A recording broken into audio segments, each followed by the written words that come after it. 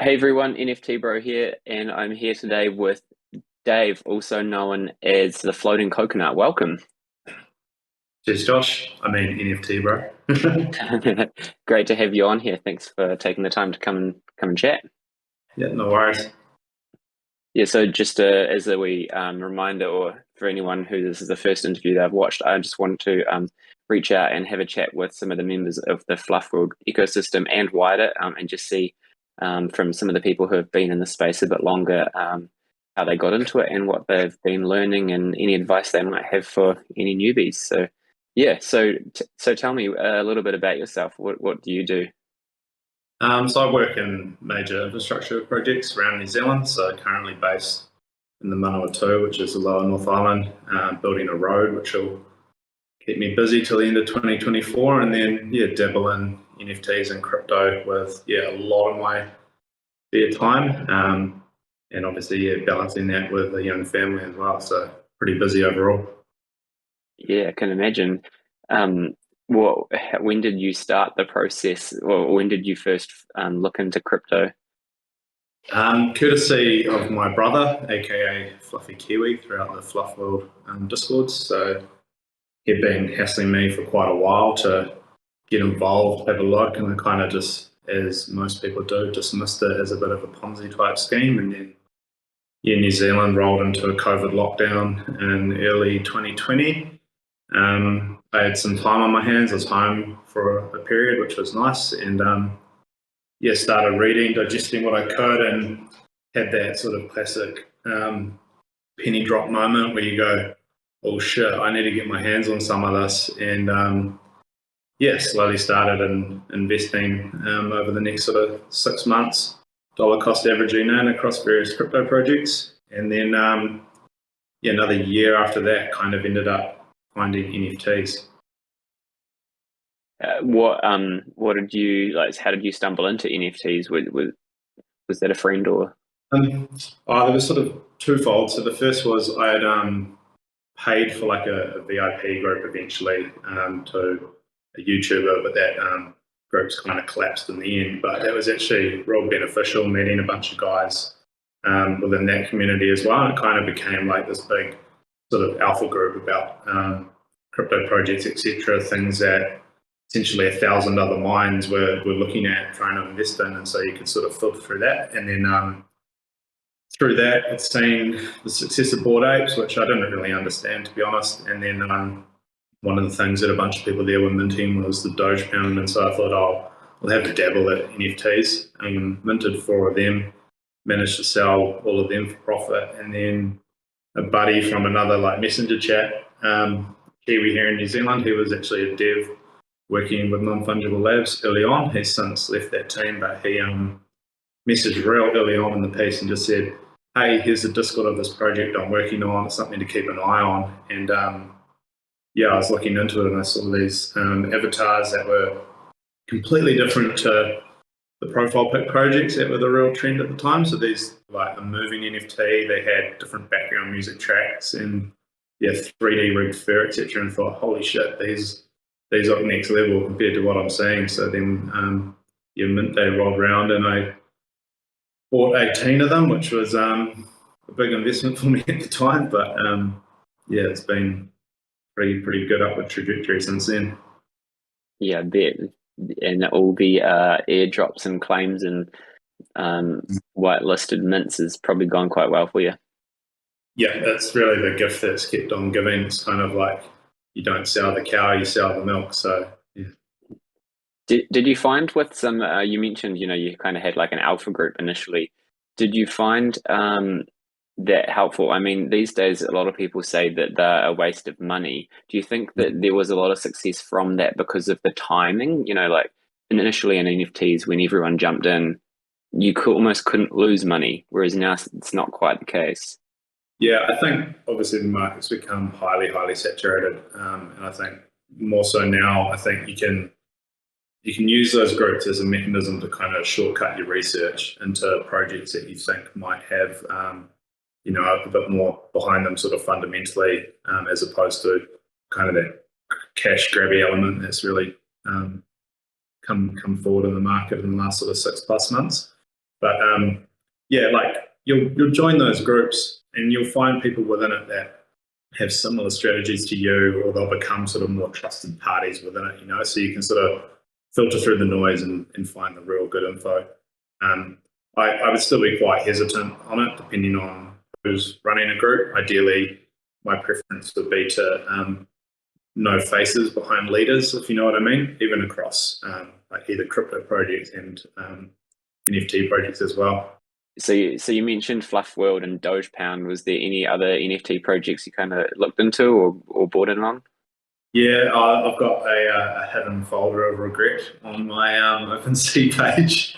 I had a gamble on a few things, but really, I pretty quickly realised that they were very much hit and miss, more often miss than hit. So I sort of stopped throwing good money after bad and kind of just stuck with the tried and true, which was Fluff World with like docs people behind it, a clear strategy, a clear plan, a big vision, and a good team. So yeah, kind of narrowed my field of vision, and that ecosystem's really become real big and broad anyway. There's so much to keep up with on it. I'm happy basically being the Fluff World maxing out, and obviously they're kind of integrating projects as well. So yeah, there's a lot going on still. Yep, yeah, it can be tricky to keep up with the times. There's a lot there. I noticed in some of your wallets you do a bit of flipping on occasion. Is there? Talk me through that. What are your thoughts? What do you look for? Um, yeah, it relies on volume first and foremost. So selling into that initial kind of euphoric hype, I suppose, where a lot of things are a wee bit gated, whether there's sort of things you have to do to get whitelist or similar. And yeah, it's really taking advantage of that time really early on, not being fearful of selling a rare mint as well, because it's the quickest way to sort of stack a game. And yeah, it's that small gain on small gain on small gain is, in my opinion, even better than a long-term buy and hold, because liquidity and being able to make moves is quite important if you do have a flipping component to your strategy. Yep. What would your I know a lot of people have who are later into the space, especially in the fluff ecosystem. You know, they may only have one or two assets. It's a little bit harder there. Do you have any Yeah, thoughts around that? well, yeah, I guess sort of Fluff World will end up being quite tiered in the end. So you'll have like the Apex avatar, which is the fluff itself, and then you've got these sort of companion characters and other things. But at the end of the day, for true mass adoption to occur, pretty much any of these assets that you hold now are going to be quite lucrative and able to generate a return in some form or another. There's sort of there will be, I imagine, passive income opportunities with a lot of these things. We don't know the full utility behind it yet, but they're not unaffordable either. A lot of the new sort of characters coming out. So we've had like the Seekers, which is a almost 50,000 collection, and they've been, with the price of Ethereum dropping, they were down around $100 or $120 for a time. And yeah, there's always opportunity, no matter how big or small your wallet of holding is. Yep. Yeah, and I guess you could also get lucky with something like a Seeker. You know, you could get an Ultra or something and potentially flip that for a couple of others, Yep. or yeah. What's your biggest learning been in this space? It's very much having a strategy and sticking to that strategy, kind of ignoring the noise around it. If you can cut your emotion out of whatever, you're going to be a lot more successful. See sort of people that have been trying to flip or execute that sort of strategy, they'll see a rising floor and they've had their item listed slightly above floor. They keep delisting and moving it up, hoping that it gets snagged, and then inevitably it doesn't go. And they go, oh man, I wish I had done this. And so yeah, if you've got a strategy which just says to you, okay, I'm going to mint 6 of these things, I'm going to sell 2 straight away and try and recover a little bit of capital, and then I'm going to list, say, 2 or 3 of the others, sort of at progressing heights.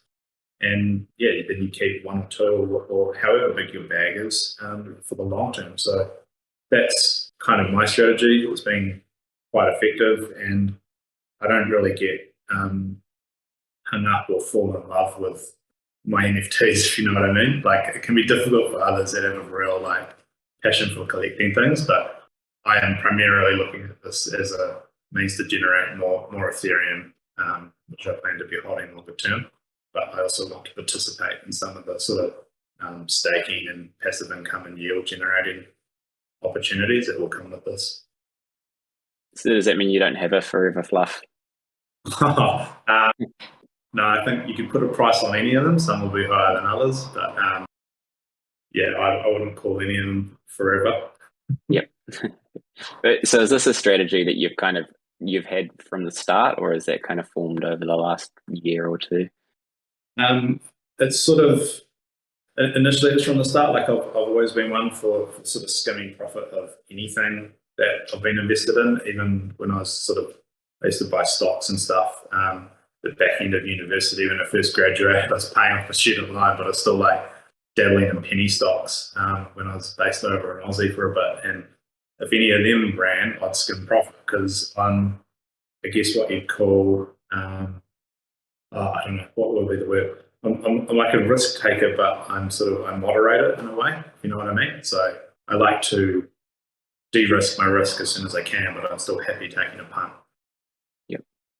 Yep. So you kind of you try and get your initial capital back pretty quickly, and then you have a bit in to skim more profits off as you go.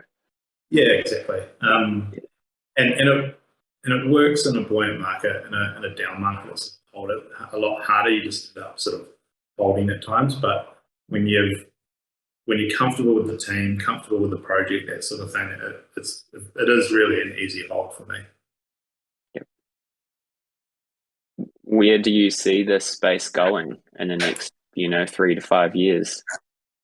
I think obviously gaming is the main focus currently. So you've got this real transfer of ownership from the entities behind the games to now the players of the games. So that's quite cool, where you'll see the NFT being sort of transportable between different games and environments, which is awesome. But for me, like in my job, I see huge use for blockchain and NFTs. Like, quality documentation and proving what you have done to a client is hugely important. So I can see any engineering type document becoming an NFT stored on probably a government run blockchain. Similarly, IDs, like identity documents, passports, property titles on houses, marriage certificates, we're only really scratching the surface now of what NFTs are. And a non-fungible token, basically anything that's not a currency is an NFT. So it's essentially limitless. Yeah, there's all sorts of opportunities out there, which is cool. And I mean, I guess it does go to show though how early we are in this space. What would be your advice for these people joining the space now or in the next few months or however long? Probably just find stuff you're interested in. So if it's, I don't know, you might have a passion for cars, say there's a good project known as Atom. You might be passionate about soccer, there's football rather. There's ASM, which is sort of leading the democratization of artificial intelligence. It's real nascent at the moment. It's going to be a little football game first, but there'll be further use in time. It's the chance to own assets that their true utility will only sort of reveal in the coming years. And you might think you're late now, but you're still in the less than 1% that are dabbling in it. So you are early. Yeah, for sure. And I think it's definitely worth taking the time to kind of look into projects. Do your research in security and that kind of thing. And it's good. Yeah, good point to say that this isn't financial advice. This is, just kind of us talking about some strategies. These strategies may or may not work for you. But yeah, before you put money anywhere, definitely make sure you're doing some research and looking into stuff. Yeah, exactly. Everyone's sort of means and budget is going to be different. You've got to work with what you've got, and your strategy will be different depending on who you are, where you're from, what you're doing, what you actually need to deal with in the real world. And this is very much a speculative space, so I wouldn't be putting money that I need to pay my power bill in with, that's for sure. Yeah, yeah, for sure. Any other kind of departing remarks or thoughts that you have? I guess the beauty and the curse of the Web3 space is that you are your own bank essentially, so it's self custody of these wallets. And yeah, just be very wary when you're connecting your wallet, which has your assets, to any site. Don't get in the habit of just clicking sign because you've been there before. Read read what you're signing and giving permission to. I was seeing multiple instances of people losing stuff because they're in a rush and yeah, not taking the time to kind of do their due diligence, or just clicking a link that they've seen posted in a Discord. Go back to official channels, etc. Just make sure you're yeah practicing, I guess, good practice with your security, because it's simple to lose everything in a click. Yeah, yeah, we saw that again today, didn't we? A social media account got hacked, and then just like that, there was people signing transactions and losing NFTs. I've been head down bar with the rain at work. Yeah, yeah. Oh, that's probably a good thing. All right. Okay. Well, I think we'll wrap that up there. But yeah, really appreciate your time, Dave, and thanks for jumping on. Yeah, no, it's awesome. Been enjoying watching your videos, and your sort of channel's starting to grow a wee bit as well, which is cool. Yeah, hopefully we can get a few more of these on the go. Yeah. Cheers. Thank you. All right, thanks.